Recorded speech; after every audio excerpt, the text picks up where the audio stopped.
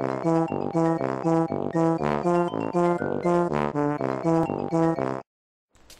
how the bloody hell are you? It is Cracker Fruity, and I've been catching up on all of the latest E3 stuff, and wow, I've got to say that the Xbox and Microsoft in general have really dug themselves a hole here. I've got to say straight away, the PlayStation 4 is at a huge advantage. I mean, Xbox or Microsoft already pissed off a lot of people, a lot of their customers and potential customers with their first launch, because it was all focused around TV, and more TV. A lot of things that ultimately gamers didn't really give a shit about. And if you're outside America, then a lot of what you heard was completely useless information to you. So given that, I thought they may have come back really, really strongly at E3. Now, unfortunately, because of the time zone differences between Australia and the US, and the fact that I worked all day today, I haven't actually seen any of the presentations at E3.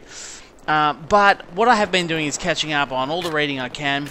Got a heap of information, and I can't really believe what I'm reading. I believe that the actual Microsoft presentation was quite good for the Xbox One. Certainly a hell of a lot better than their first one, but ultimately it was the things they announced or the things they avoided, and the things that PlayStation came out and announced that have killed them. So, I mean, obviously to begin with, people were concerned about the hardware differences.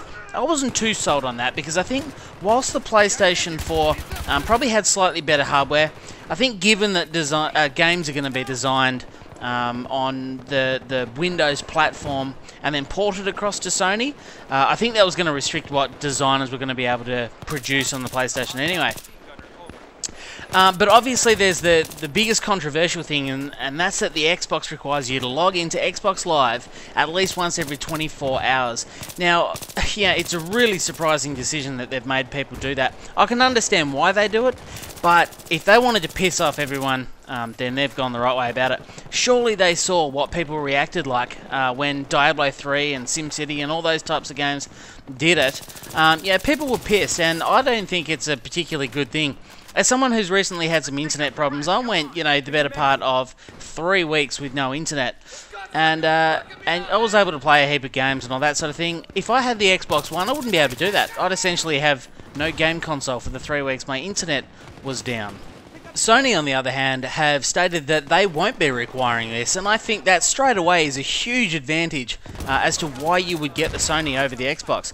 Now, something else that's really pissed a lot of people off, and rightfully so I think, is the fact that the Xbox won't really encourage or support used games. So essentially they're giving publishers like Activision, EA, that sort of thing, the option to support a used game or used game resales if they want to. If they do want to, then they can set up business terms, transfer fees, whatever. Essentially, they're going to take a cut of those stores' used game sales. And it means your game has to be registered on a list of some sort, on a register, and yeah, essentially it's going to become quite hard. And I guess if the publisher doesn't support resale of the game, then you can't do it. You know, you buy that game and that's it. It's still really the property of the publishers, the way I see it.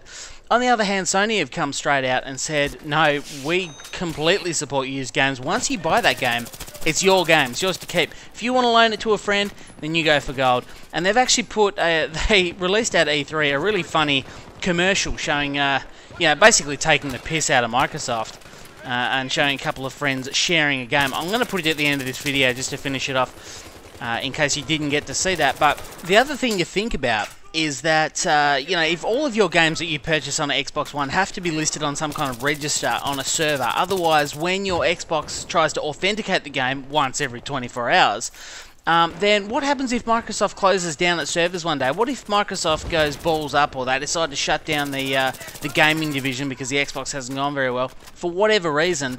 It means you don't have access to your games. Everything you bought, you won't have access to. And for those of you who still like to drag out the old PlayStation 1 games or, you know, Sega Mega Drive games, things like that, that wouldn't be a possibility if Microsoft closed their servers. So, not necessarily saying that would happen, but it's something to think about in case they did.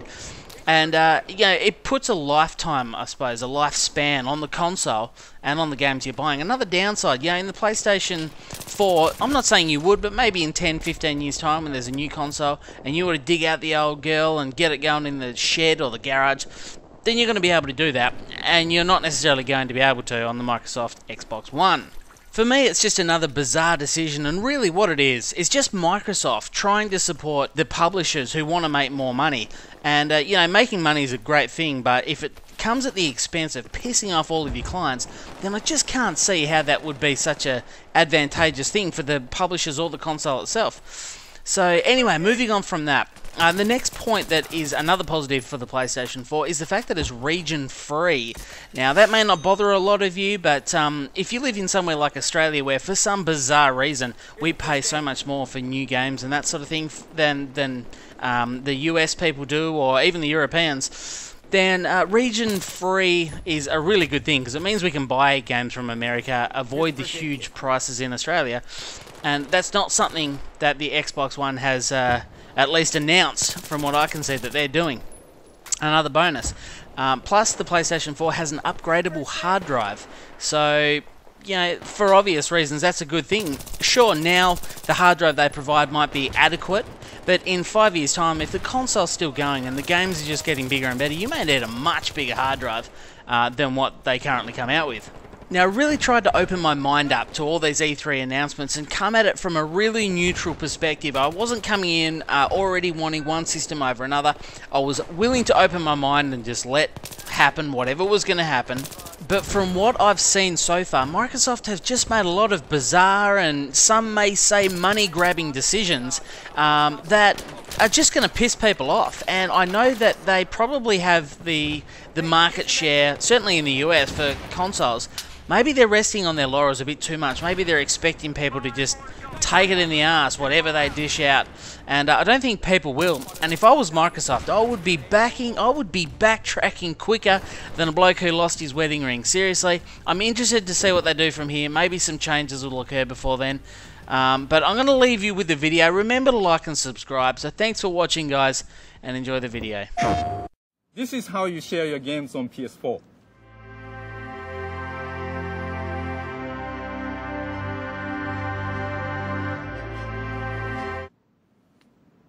Thanks. PlayStation